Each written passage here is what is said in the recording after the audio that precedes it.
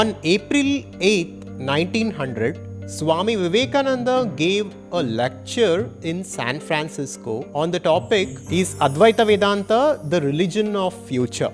Now, as you all know, our channel is all about Advaita. So, I wanted to explore this lecture of Swami Vivekananda and I wanted to discuss the significance of Advaita Vedanta within three important parts of this video to understand how Advaita Vedanta can be the new religion of the world and it can be a mature religion for the future of humanity.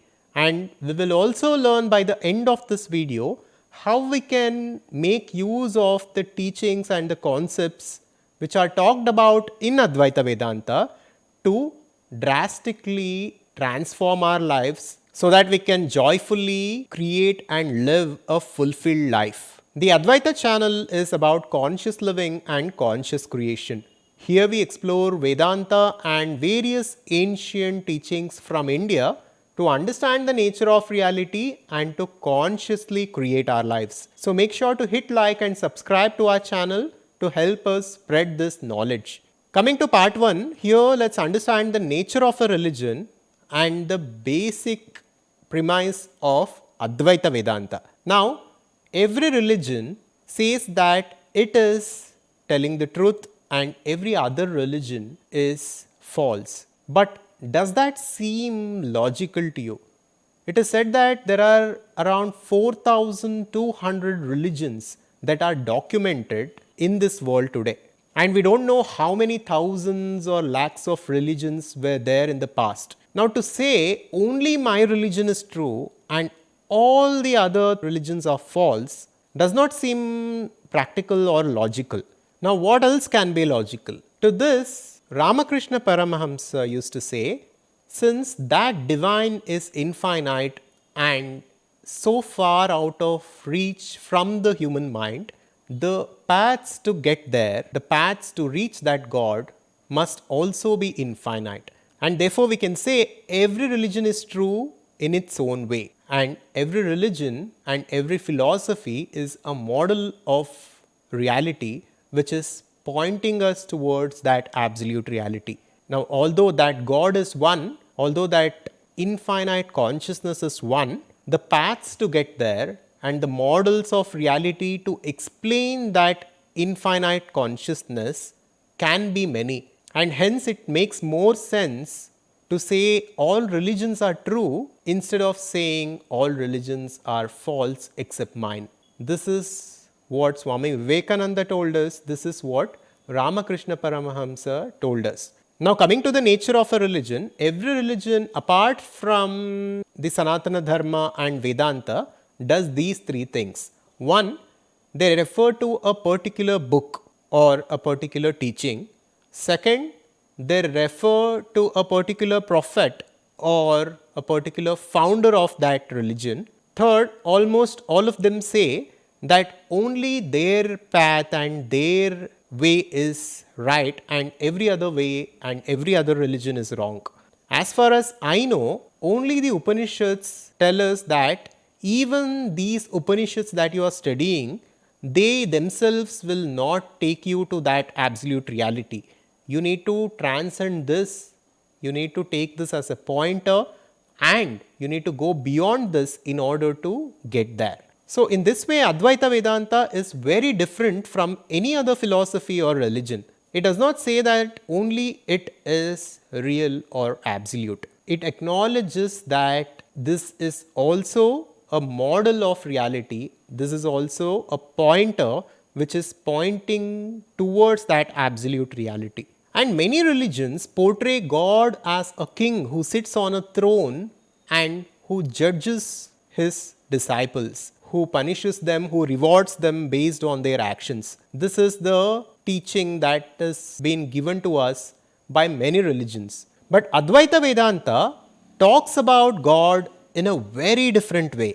Advaita Vedanta does not give prominence or does not describe the absolute reality as something with a form. What Advaita Vedanta tells us is that pure consciousness is absolute and it is from which the universe has emerged, and it is in which the universe has emerged. And this is what we can call the absolute God. And this absolute God is both transcendent and immanent. This God is both beyond this universe, and this God is the universe. So, Advaita tells us that there is absolute non duality.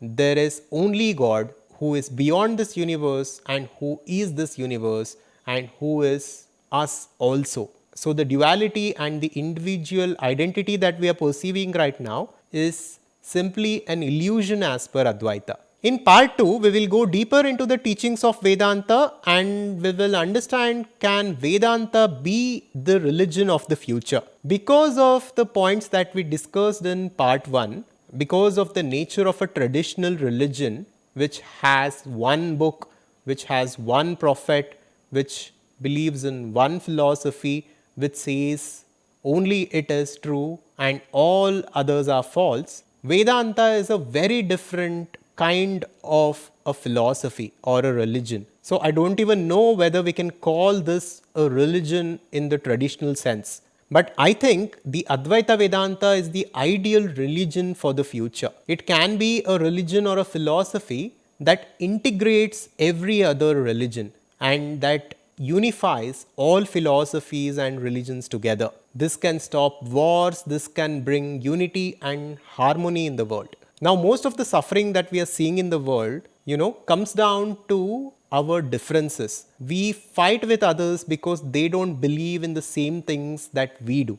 This is childish, but this is what is happening in the world. Like we discussed earlier, the solution is in acceptance. And the philosophy that I subscribe to, which is the integral Advaita, is the ideal philosophy, I think, for the future of humanity.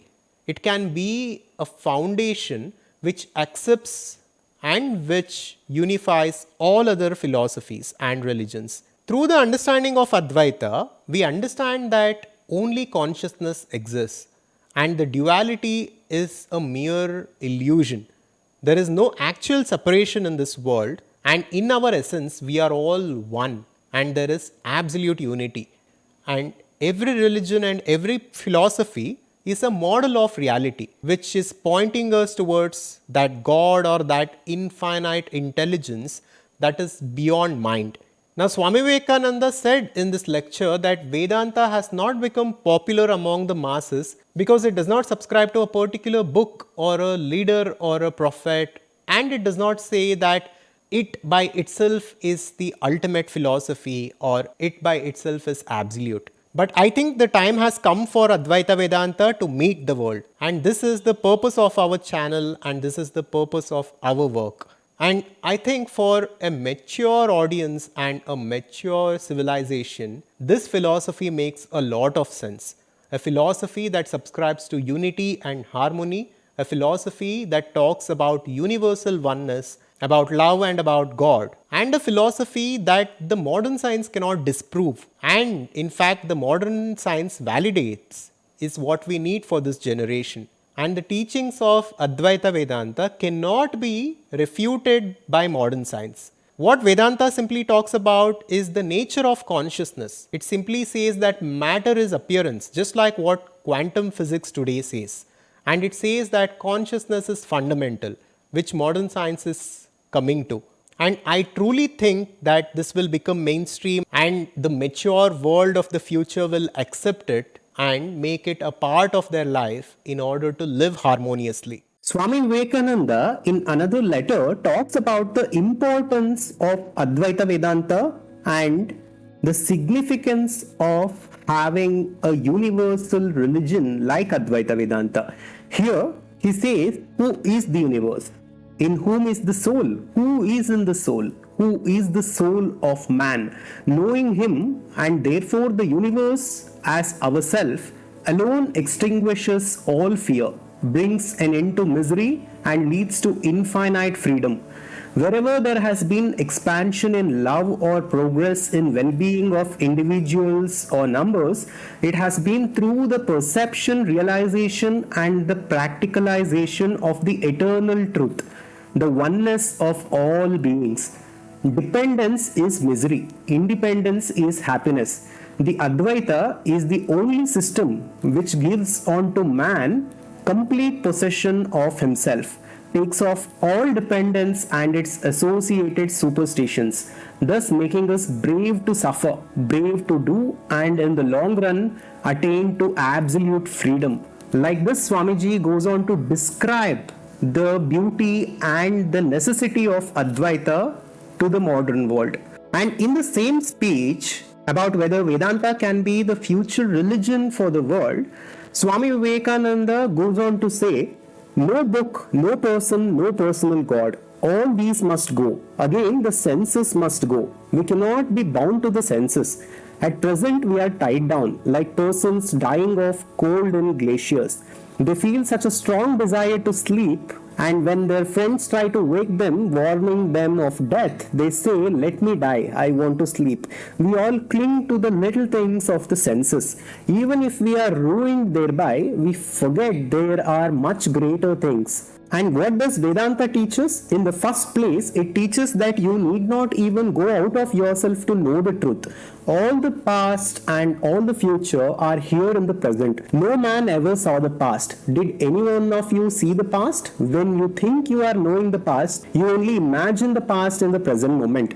To see the future, you would have to bring it down to the present, which is the only reality. The rest is imagination. This present is all that is. There is only the one. All is here right now. All that is and was and will be is here in the present. Let anybody try to imagine anything outside of it. He will not succeed. And later on he goes on to say, therefore Vedanta formulates not universal brotherhood but universal oneness. I am the same as the other man, as any animal, good, bad, anything. It is one body, one mind, one soul throughout. Spirit never dies. There is no death anywhere. Not even for the body. Not even the mind dies. How can even the body die? One leaf may fall. Does the tree die? The universe is my body. See how it continues. All minds are mine. With all feet I walk. Through all mouths I speak. In everybody I reside. And if the Vedantic knowledge spreads, the whole humanity will become spiritual. But is it possible? I do not know. The old superstitions must run out. You are all interested in how to perpetuate all your superstitions. Then there are these ideas of the family brother, the caste brother, the national brother, etc. All these are barriers to the realization of Vedanta.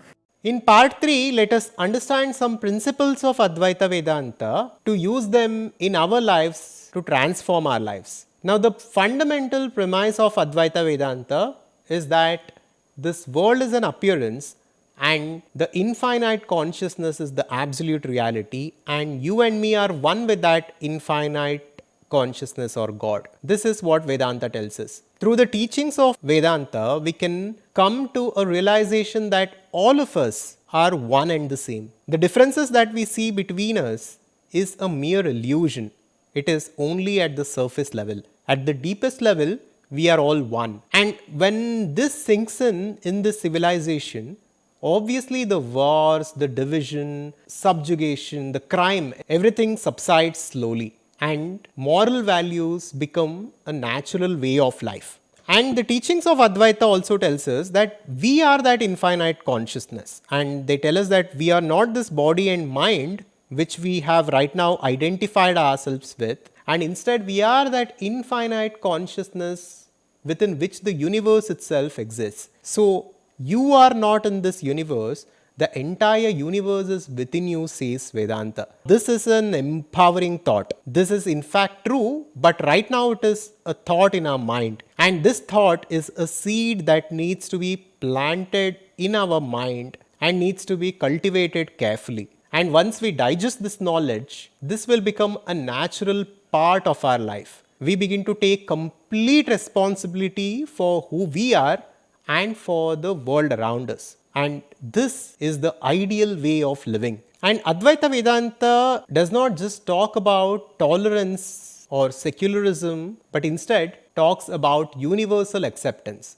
Now I will explain to you the difference between tolerance and acceptance. Tolerance is a compromise. Now I'm at my office and I don't like the person who is sitting next to me, but I adjust because I have to. This is tolerance. This is secularism. This is what is happening in the world. What is the consequence of this? The moment I am empowered and I can control your life, and the moment I am promoted, I will remove you or I will displace you. This is the consequence of tolerance. Now, what Sanatana Dharma teaches us is universal acceptance. I don't mind who you are, I don't mind your belief systems, I don't mind what is going through your mind, and I don't mind the gods you worship. I accept you absolutely for who you are, not for who you can be or not who I want you to be. So, this is the way we need to look at people, and this is the way in which we must live our lives. And this is what the ancient Sanatana Dharma taught us.